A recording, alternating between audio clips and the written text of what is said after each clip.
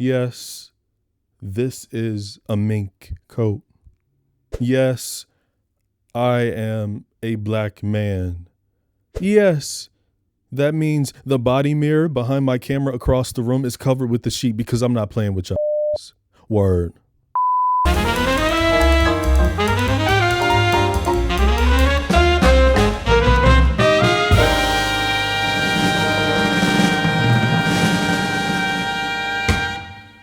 Rest in peace to Aunt Reedy, the woman who gave my mother this fabulous coat. A little too small for me around the arm. I don't know if they're supposed to be like that. I don't wear shit like this.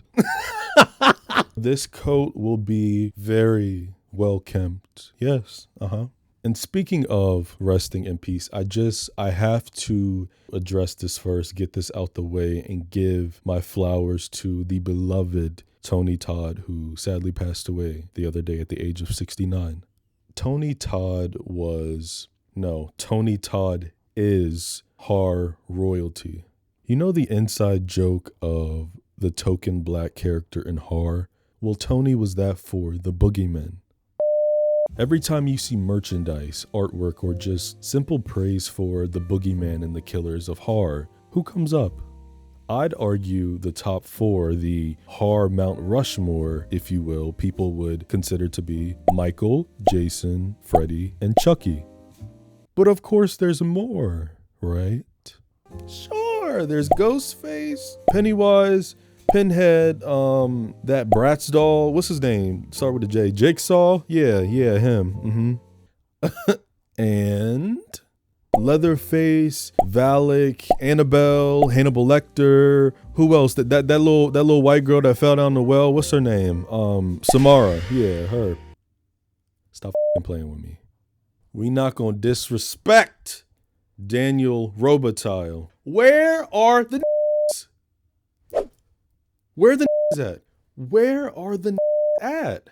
I'm hot right now. Hold on. We not gonna treat my homie like the redheaded stepchild of the family. I'm not having it. Candyman is one of the first boogeymen that pop into my head when we talk about horror films. And I'm not going to sit here and, say that he was the first black antagonist in horror, because there was definitely William Marshall in Blackula that came out in 1972, and then there was Cynthia Bond as the Temptress in Death by Temptation. But as far as and I use this loosely, slasher goes, he's still kind of the only black killer we got. I don't know. We all collectively as horror fans, if you don't know the name, you know his face, the voice, the presence, the talent.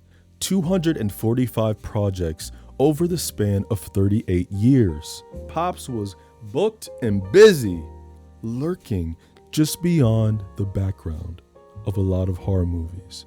From box office smash war film Platoon to playing as Ben in Night of the Living Dead, he was in Star Trek, 24, the TV series, Captain Darrow in The Rock, Grange in The Crow, Johnny Valentine in Wishmaster, William Bloodworth in Final Destination, The Young and the Restless, Tommy Briggs in Call of Duty Black Ops 2, the Scream TV series. He was even the voice of Zoom in the Flash series. He was also the voice of Venom in the second Spider-Man video game. Can you do the iconic "We Are Venom" bar?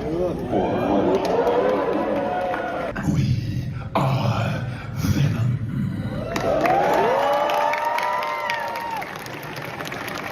I mean, come on now. Check the resume. This man is horror royalty. I put him up there with people like Robert Englund, right? Kane Hodder, Jamie Lee, Christopher Lee, Tim Curry, Tom Atkins, Bruce Campbell, Willem Dafoe, Vincent Price. Like, it's, I need y'all to understand that a legend was lost. Even though Candyman came out before I was born, I always knew who he was, and I always felt the value of him within the genre. He was like the face for my people. Like, we can do this too.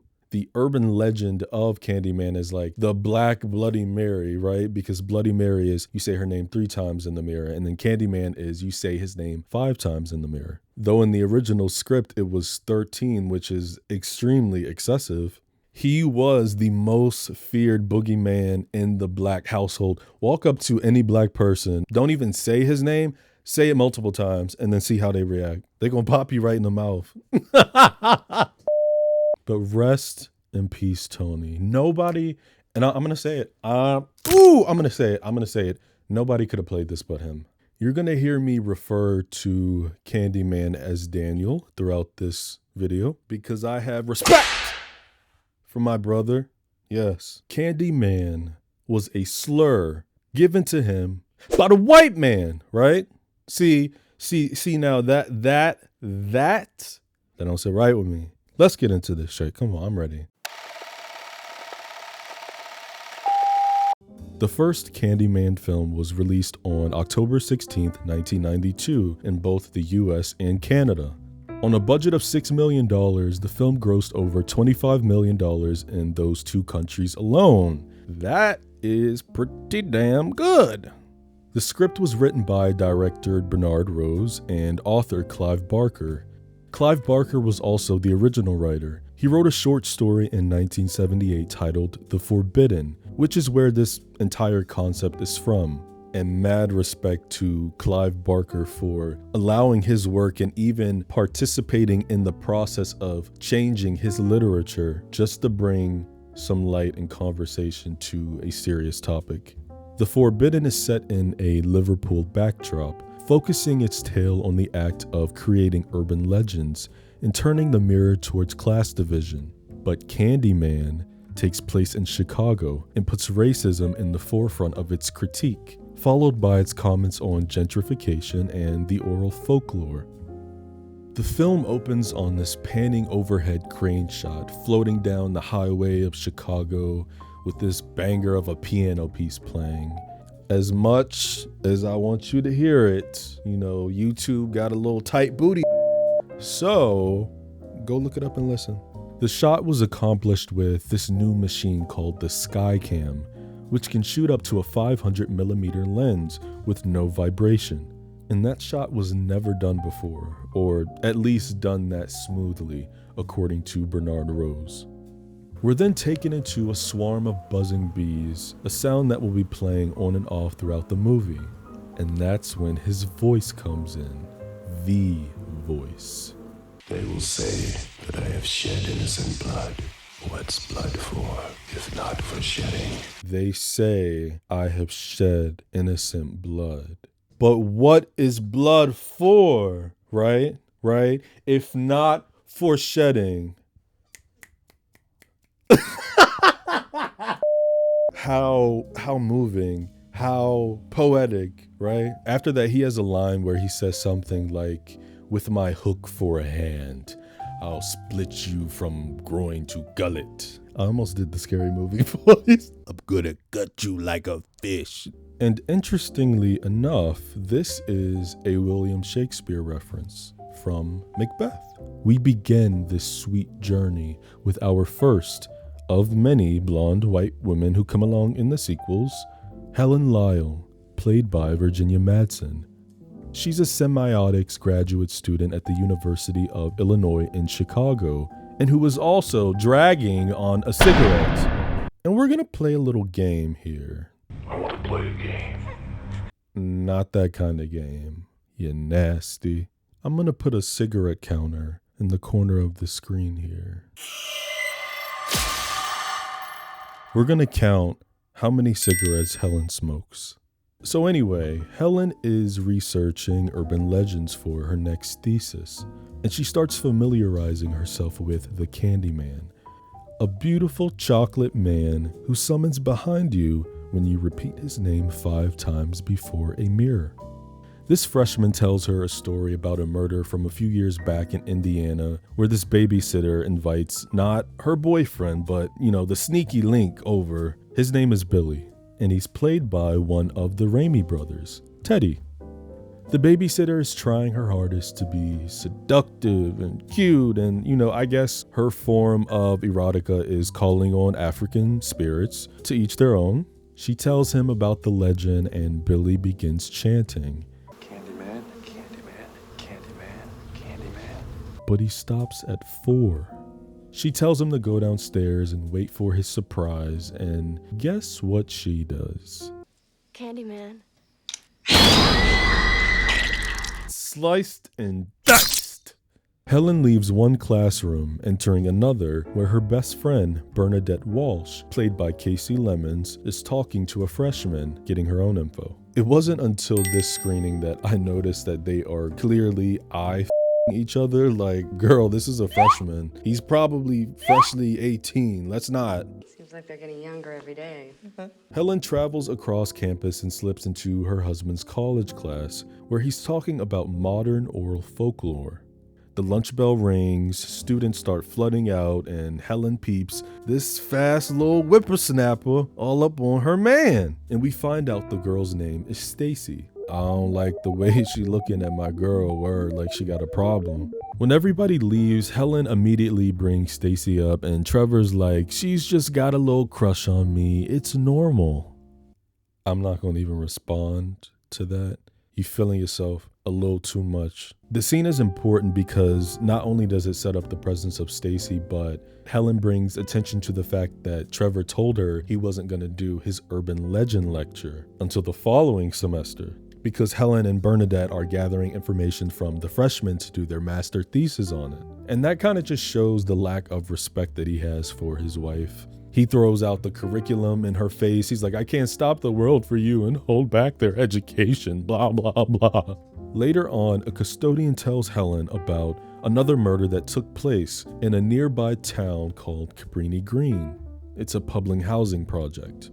Helen shows this information to Bernadette, and she reveals the building that they're currently in, which is her apartment, used to be part of a housing project. We like to call this gentrification.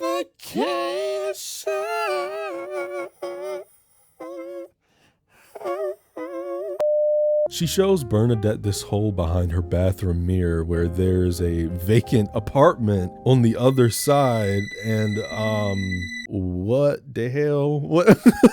The Ruthie Jean story the custodian told Helen was based on an actual crime that happened a few years prior to this movie being made. Some man had broken and crawled through this middle-aged woman's mirror, and he shot her. Our dear old Helen isn't worried about any of this though. She doesn't believe in the Candyman, and neither does Bernadette. So to prove that this urban legend is fake, they call on him. Candyman, Candyman, Candyman, Candyman, Candyman. You just opened a portal, mama. But that's okay, because she's got the power of Jesus on her side, right above her bed.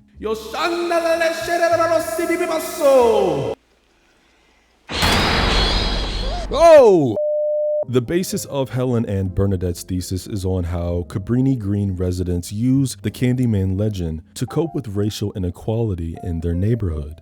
The girls go the extra mile to visit the scene of the murder, and Bernadette was not having it. She strapped up with the spray, the taser, the Vaseline, even though Cabrini Green is 8 blocks down the road. But B just told Helen the previous night about a kid getting shot over there, which was also a true event, happening only days before the first day of shooting. But she did not care. I told y'all, Helen gangsta.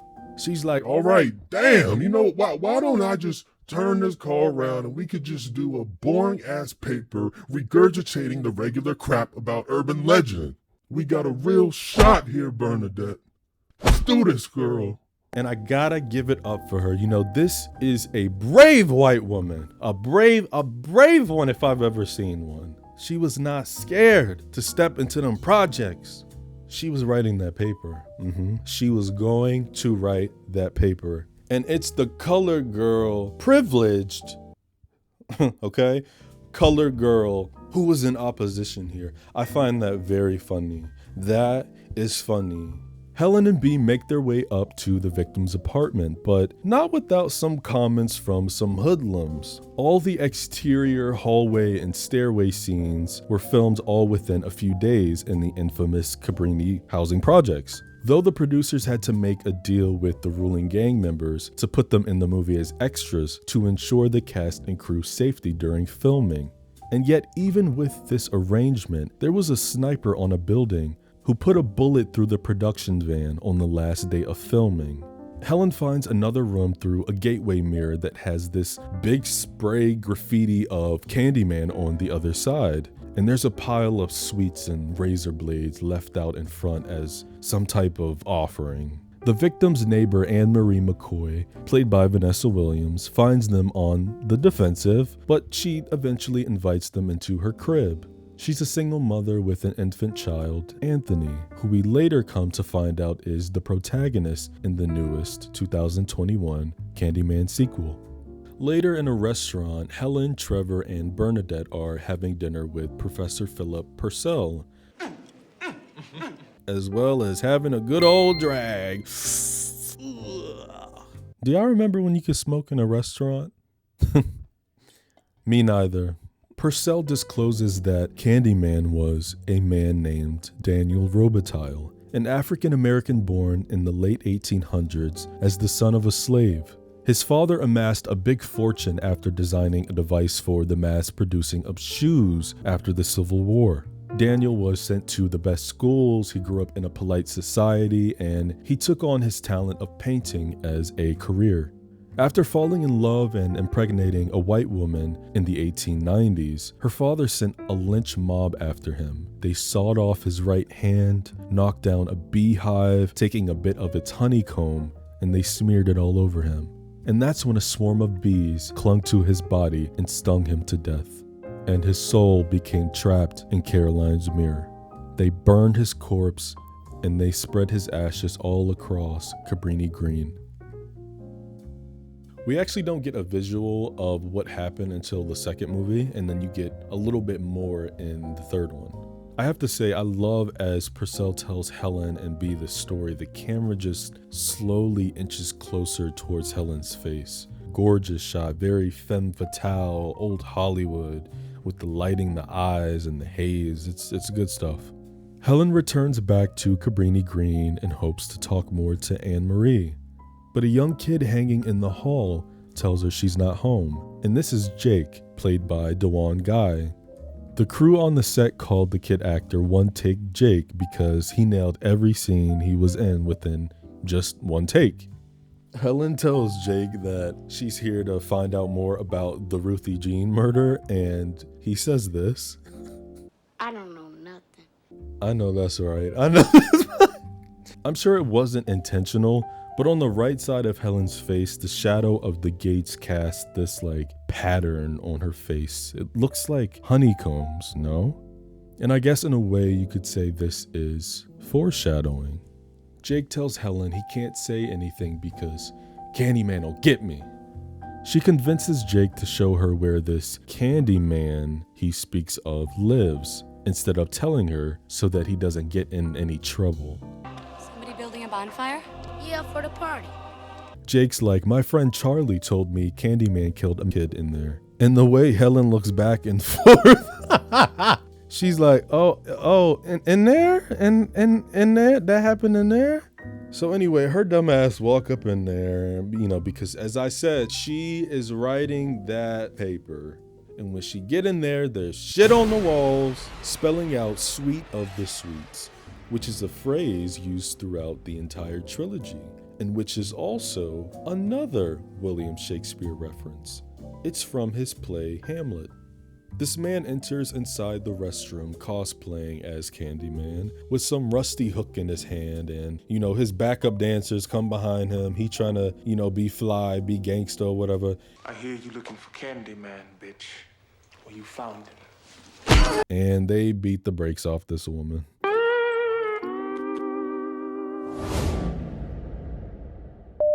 Why does she keep going places without a weapon?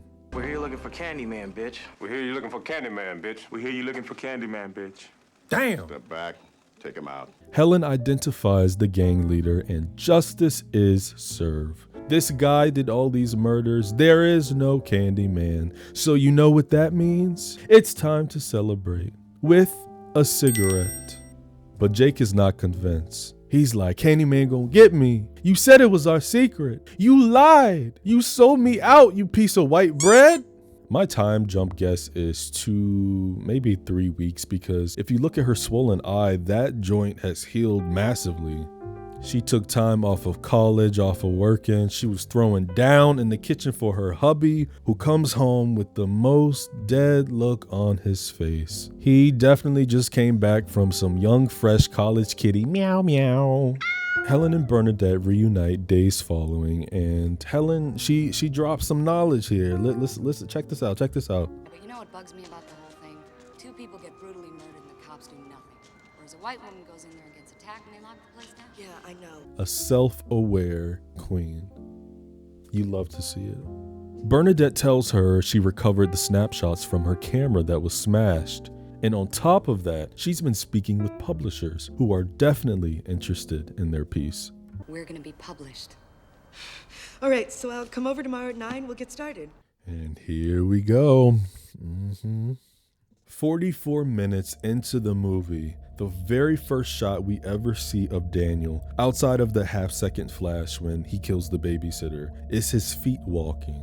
We see these black oxfords and these checkered pants, and he's got some type of coat on. Nasty. Ugh. Helen. Yes? Helen. This man is dripping. But of course, not everybody gets it. Film critic Gene Siskel compared Candyman's clothing to a black exploitation pimp's outfit. Stop playing with me before you get beat up, bitch. Because anytime a black man wears a fur coat, he's a pimp. Okay, got it.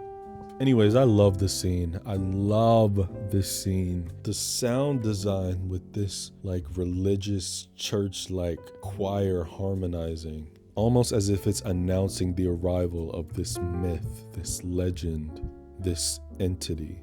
Very Dracula coded, tall, dark, handsome, sinister, seductive, sexy. 10 stars. 10 stars. Be my victim. Eddie Murphy was considered to play the Candyman, but the studio felt he was a little bit too short, standing at 5'9", versus Tony, who was 6'5". Woo, I'm jealous. And had Virginia Madsen been unavailable, the part would have most likely gone to the then unknown Sandra Bullock.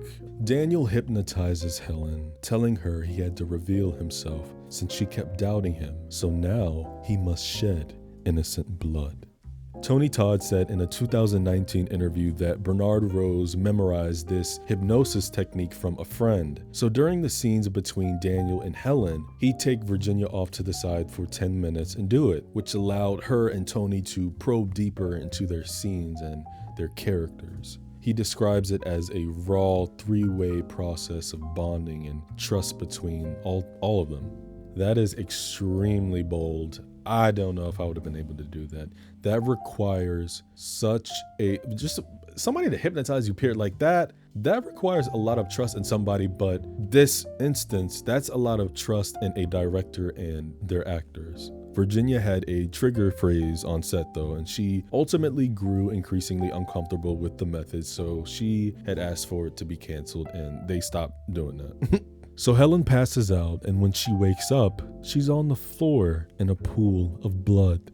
Anne-Marie's wailing in the background. Her Rottweiler Annie is beheaded on the floor. Baby Anthony is missing. What is going on? Anne-Marie attacks Helen, who then grabs the butcher knife in self-defense. And that's when the 12 come kicking down the door. Helen is booked and processed. She gets her free phone call, so she decides to call her wonderful husband, who doesn't pick up the phone. And to make matters worse, it's 3 a.m. Trevor eventually comes and bails her out. She's got paparazzi, news reporters, townies all outside waiting for her. You famous now, girl. When Helen gets back home, all she wants to do is have a nice bath and get some comfort from her man. But instead, her man want to go back out in the streets for paperwork. When Helen asks him why he didn't pick up the phone, he does what men do best, which is lie. I was here. I was fast asleep. At least she decided to swap the cigarette for a beer. Oh, never mind.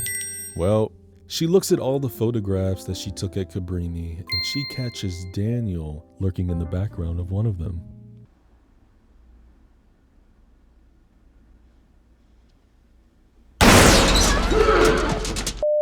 Virginia had no idea they were gonna do this, and she ended up running all the way off the lot.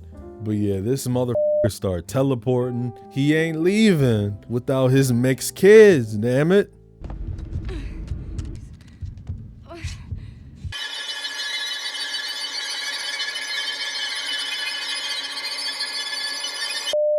He puts Helen back in that seductive trance. He lifts his hook up and then slices part of her ear.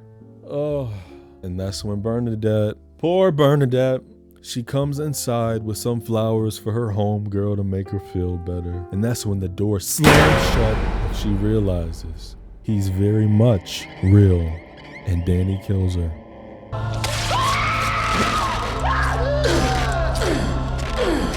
I guess Trevor didn't actually lie this time, because he does come back quite quickly and he catches Helen on the floor, knife in hand. This is sick. Helen is cuffed and sedated, but she has enough strength to jump out the bed and run into the main room, where she sees Bernadette on the floor. And what is this? What is this? Even as a child watching this, I remember thinking how strange this looked, and not in a good way. The blood is like a little bit too dark. You can barely tell what the hell is going on around her stomach. There's no visual clarity with the style of her death. And I'm 99.99999% sure whoever the special effects makeup artist was white. And I don't know, maybe they didn't know how to paint a colored girl's face, because why is she like this ashy blue? Comment down below if you find Bernadette's makeup weird. It cannot just be me. Helen's like, Trevor, hold me, Trevor, hold me, baby, hold me, Trevor.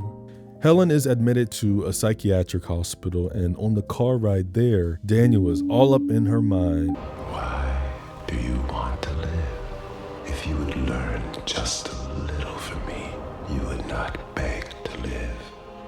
She started bugging out when they tie her down to the bed, and this Joker appears from out the sky.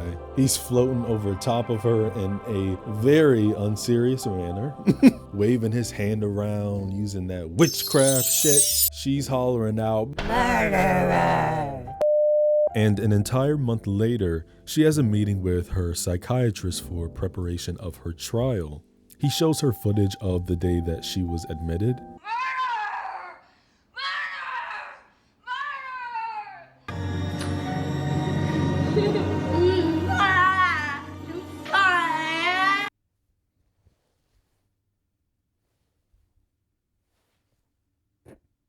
What I always found so interesting about this story as a whole is that if they really wanted to, Bernard and Clive could have written all of this just to be in her head. And as an audience, we are conditioned to believe that what our protagonist is going through is real. But this story very easily could have taken the route of, a mentally ill woman losing touch with reality after researching this urban legend. So since no one believes her, Helen decides to summon the chocolate dropper. She chants his name into a mirror. Candyman. And just like magic, he materializes, ripping that big hook right through the psychiatrist's chest. It looks a little wrong, but I think that's just my mind being in the gutter. At this point, what is a girl to do? Everything traces back to her. She's got to go on the run. Daniel slices her wristbands, releasing her free, and then this guy just swoops out the window. Helen steals a nurse's outfit, escapes the hospital, and starts running home to her mourning husband, who's gotta be home on his knees praying to the Lord for recovery, right? Right? Helen lets herself in and finds this little girl, Stacy, painting her house walls Pepto-Bismol pink. Get out of my home.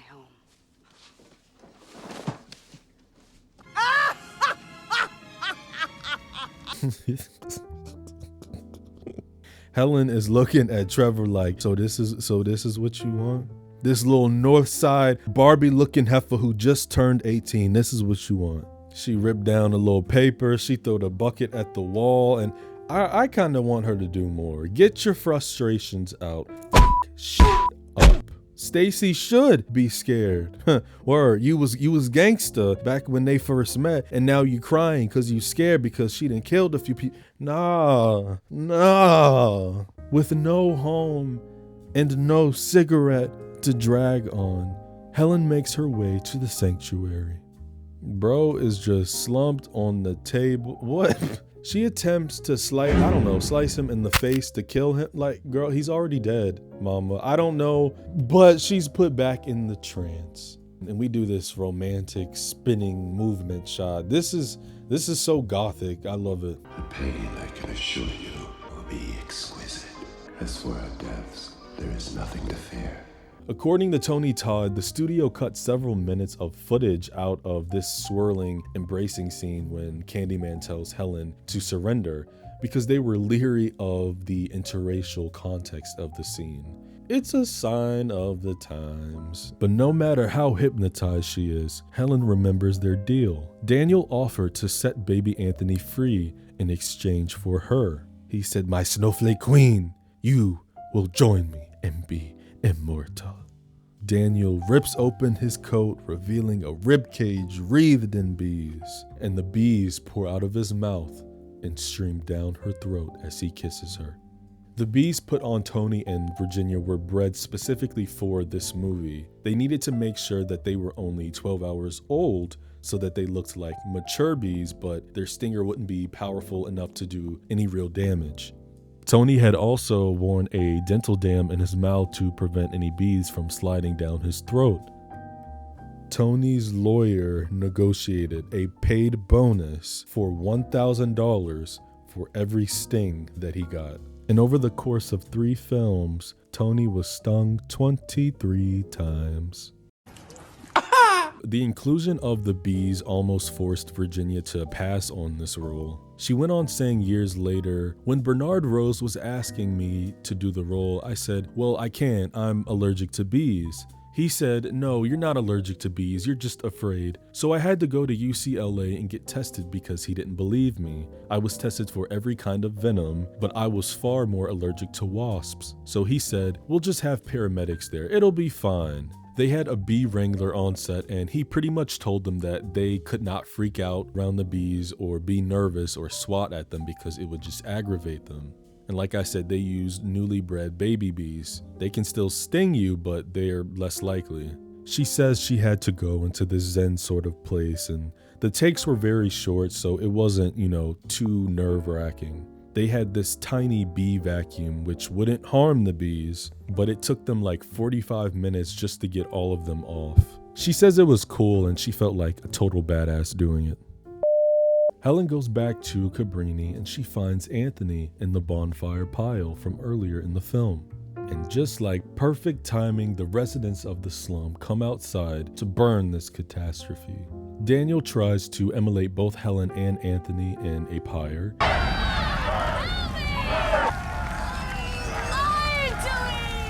But Helen stabs him with the flaming plank, yelling out, "No!" And the flames disintegrate his honey insides, causing him to explode. Helen crawls her way out of the fire, but sadly dies from the severe burns on her head. But baby Anthony is saved! He's saved! Loki's still confused on how he burned alive, especially when Jake saw him.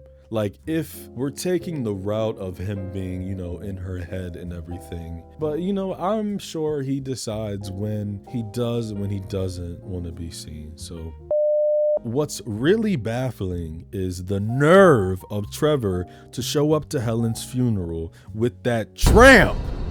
She should have jumped out that coffin and whooped some ass. Both of them. But the residents of Cabrini Green stopped by to pay their respects. So we gonna keep it classy.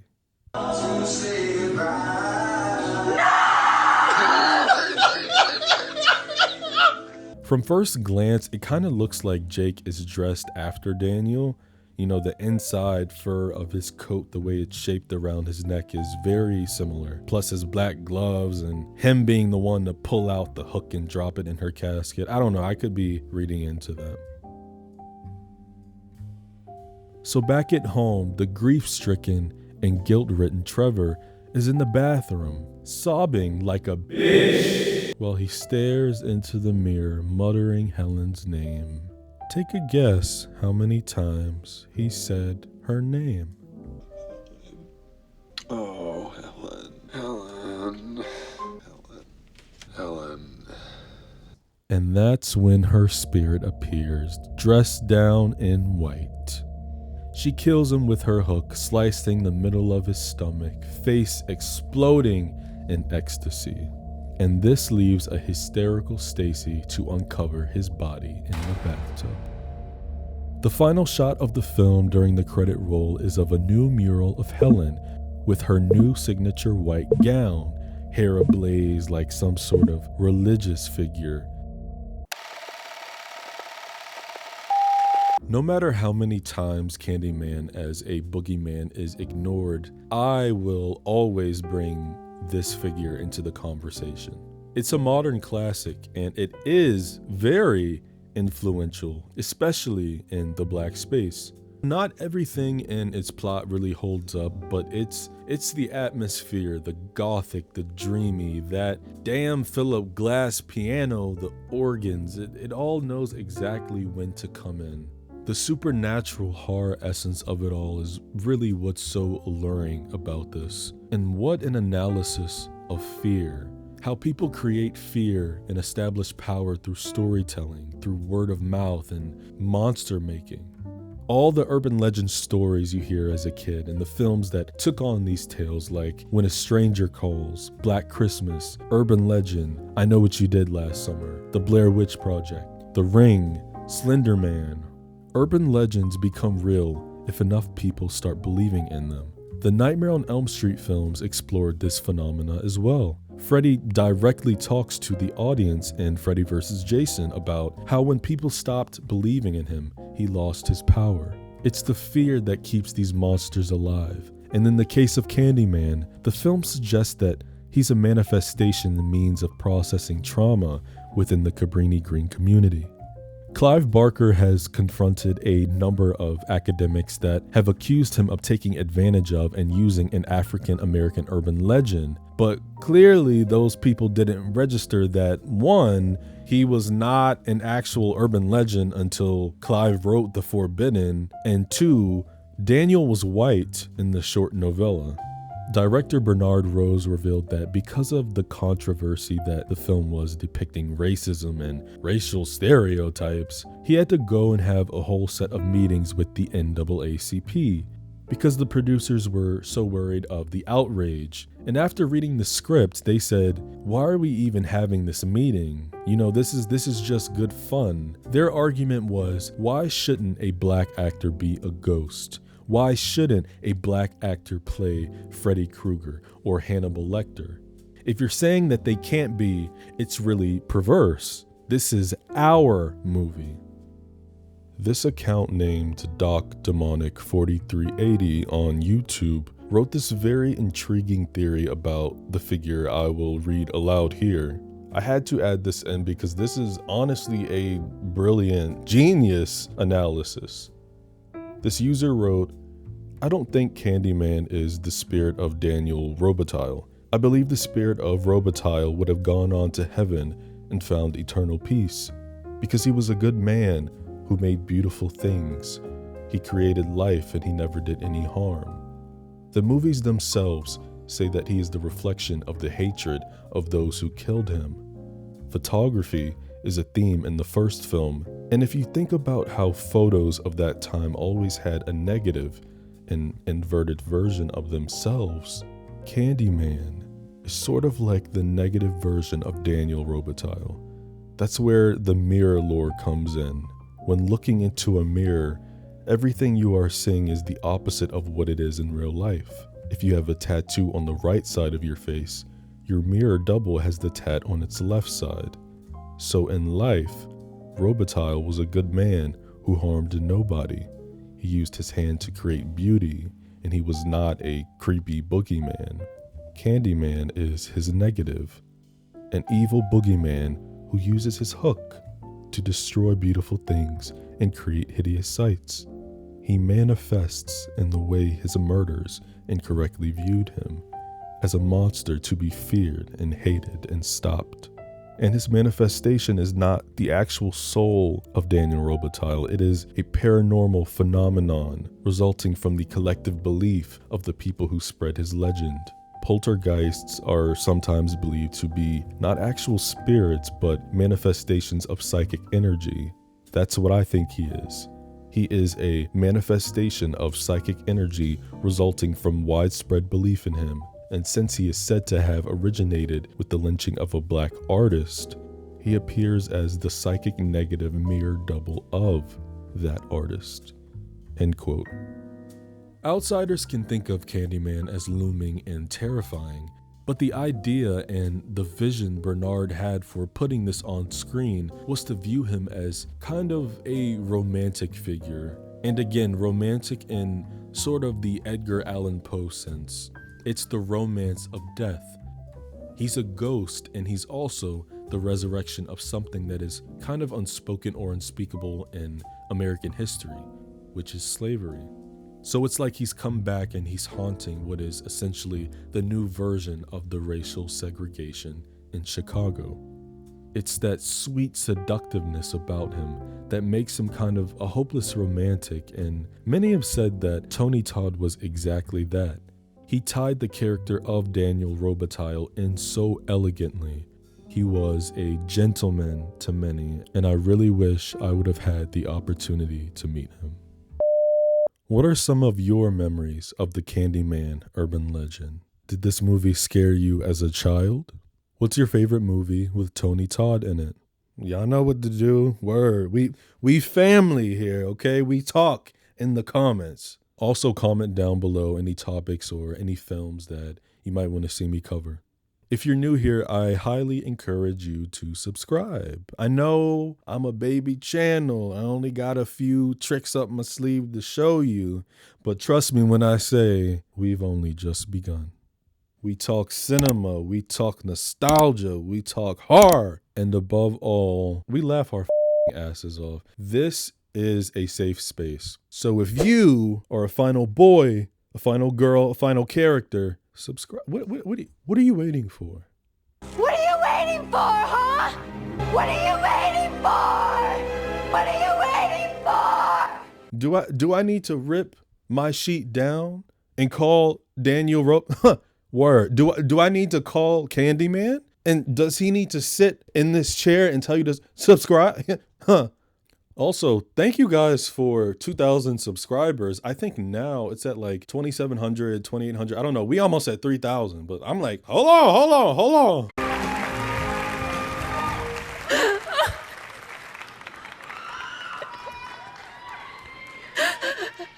Oh my God. This is bananas. I have been extremely vocal about this, but I'm going to say it every time because I am somebody who believes in the power of gratitude. And I just want to say once again, thank you. Thank you for taking time out of your day to watch this video. If I make you laugh, anything, just thank you. I have 4 other videos on my channel that you can binge if you want to spend more time with your homie. You can find me on Letterboxd down in the description, along with some of my other socials. And yeah, I think that's it. Look, I'm still trying to work on my outro. Don't be judging me, okay? Keep a knife under your pillow in case the killer break into your house. You know, I'm counting on you. I'm not there. I'm counting on you. And keep that C word out your mouth. You know what word I'm talking about.